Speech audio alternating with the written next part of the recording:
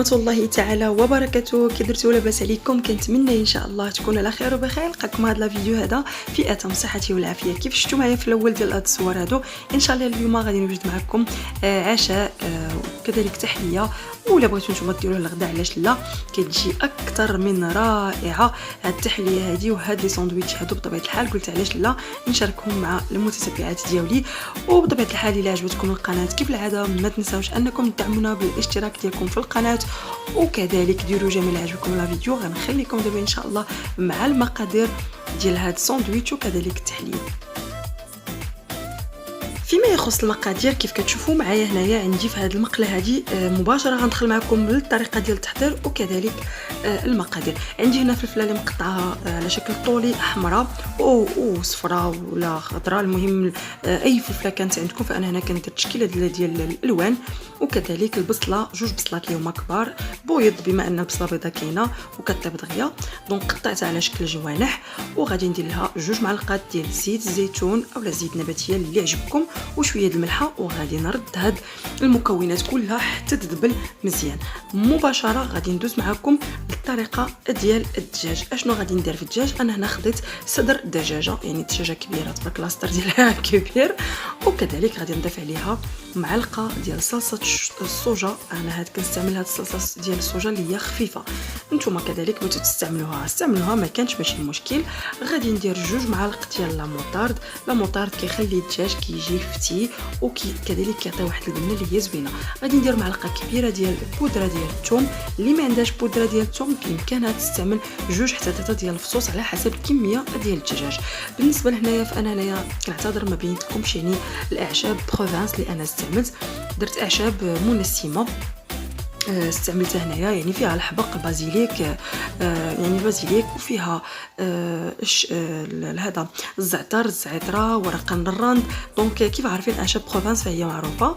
صافي هادو هما المكونات. ما غادي نديرش يعني الملحه لانه الصلصه ديال الصوجا كتكون مالحه ولا موطارد كيكون مالح. زدت فقط هنايا شويه معلقه صغيره ديال سكينجبير ومعلقه صغيره ديال الفلفله حمراء، وبطبيعه الحال واحد ربيه معلقه ديال الفلفل الاسود، فانا ما كنبغيش ندير بزاف الفلفل الاسود، ومعلقه ديال زيت الزيتون. غادي نخلط هاد لا ماريناد هادي ديال هاد الدجاج هذا كامل، غنخليه في هاد الترقيده هادي كيشرب، ومن بعد غادي نضيفو على المكونات الاخرى اللي هي البصله والفلفله. قبل ما ننسى هنايا غادي نضيف معلقه ديال الحامض، نتوما استعملوا حامض فانا ما كانش عندي، استعملت هذا الخل اللي عباره على حامض. المهم هادو هما المكونات. غادي نخلط مزيان وغنحيد هاد المعلقه وغنخلط بيدي، كيف كتعرفوا ما كاينش محسن من اليد. عموما غادي نخلط مزيان هاد المكونات هادي وغنخلي الدجاج كيشرب مزيان. في الوقت اللي غيكون فيها الدجاج كيشرب غادي ندوز انا وياكم ان شاء الله لتحضير التحليه ديالنا اللي كتجي اكثر من رائعه. خليكم مع باقي المكونات.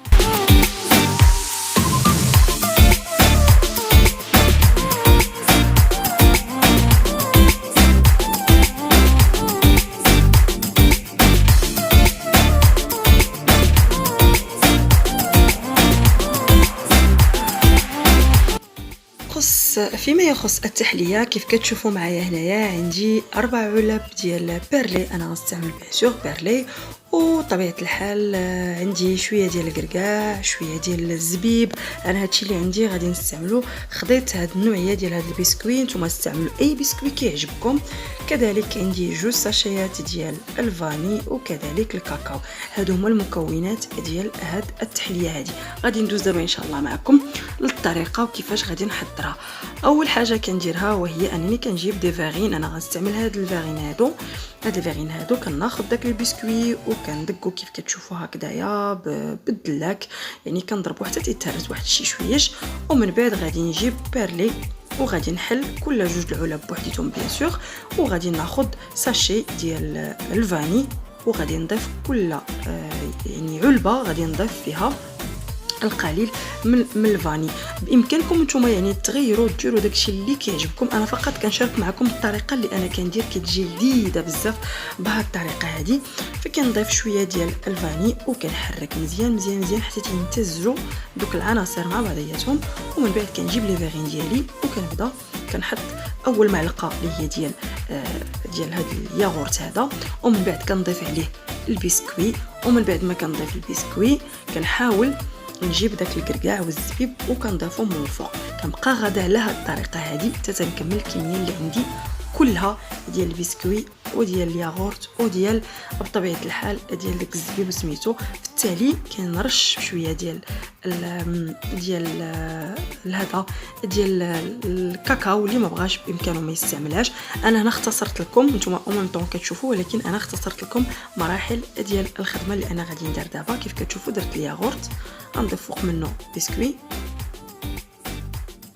وغادي نضيف من بعدو غادي نضيف الكركاع والزبيب كيف كتشوفوا على الطريقه هذه. صافي غنبقى انا مكمله على الطريقه حتى نكمل المكونات اللي عندي وغادي نردها للثلاجه باش تبرد.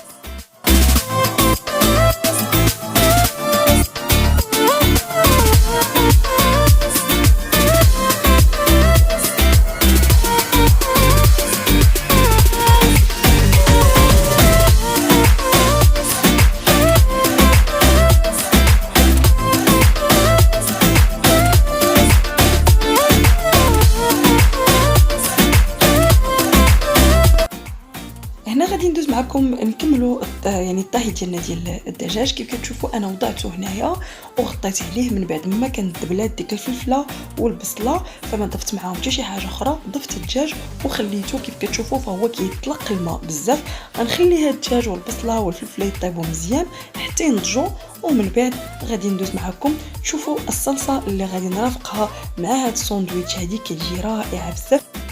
بالنسبه للصلصه ديالنا اللي غادي نرافقوا مع هذا الساندويتش هذا، كناخذ لنا علبه ديال الياغورت ديال بيرلي هذا الاخضر يعني كيكون مسوس، وغادي نضيف لها معلقه صغيره ديال الموطارد ومعلقه صغيره ديال الحامض وشويه ديال الملحه. بما ان لا موطارد مالحه كنضيف واحد شويه ديال الملحه، وكذلك غادي ندير لها اعشاب بروفانس والقليل من الابزار.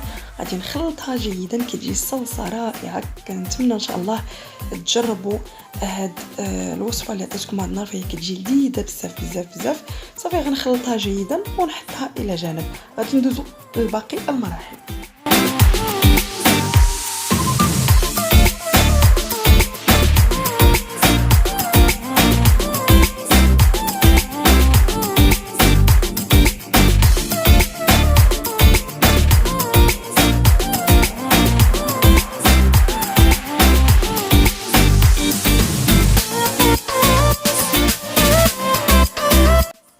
ان شاء الله غادي ندوز معكم الطريقه ديال التحضير ديال هاد لي ساندويتش. هذا كنجيب هذا الخبز ديال الطاكوس، انا كنستعمل هاد النوعيه هذه زوينه.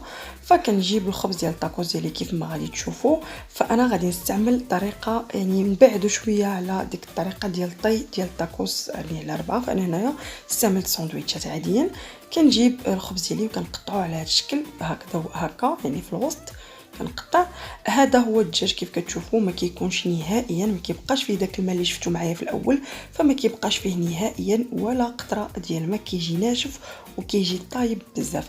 فبالنسبه لي انا هنايا يعني ما غنستعملش صلصات كثيره، نتوما تستعملوا اي حاجه كتعجبكم في هذا الخبز ديال الطاكوس اولا في هذا يعني الساندويتشات. انا هنا كنستعمل القليل من المايونيز كيف غتشوفوا معايا، وغادي نوضع ديك الحشوه ديالي ديال الدجاج ونوضع فوق منها فرماج يعني الجبن ديال الساندويتشات، وغادي نطوي كيف غتشوفوا معايا. غادي يجينا على شكل مثلث، يعني هاد الساندويتش هذا غيجي على شكل مثلث، وغادي نحطوه في لاباري ديال بانيني. وبهكايا كنكون هذا هو الساندويتش ديالنا ديال هذا النهار هذا مع التحليه ديالنا. كنتمنى ان شاء الله لا فيديو ديال اليوم يكون نال الاعجاب ديالكم، وكيف العاده الا عجبكم لا فيديو ما تنساوش انكم تدعمونا بالاشتراك ديالكم معنا في القناه وتفعيل الجرس باش دائما توصلوا بالجديد. وكذلك الا عجبكم لا فيديو ديروا جيم، ونتلاقى بكم ان شاء الله في وصفه اخرى باذن الله. غنخليكم مع تتمه المراحل. كيف كتشوفوا هنايا هذه هي الطريقه باش كنعمروا هاد لي ساندويتش هادو. ولا لقيتوا شي قنيت خاوي كتعاودوا عاوتاني تزيدوا فيه شي شويه، وصافي غادي نحطوه دابا ان شاء الله في لاباري ديال الباني.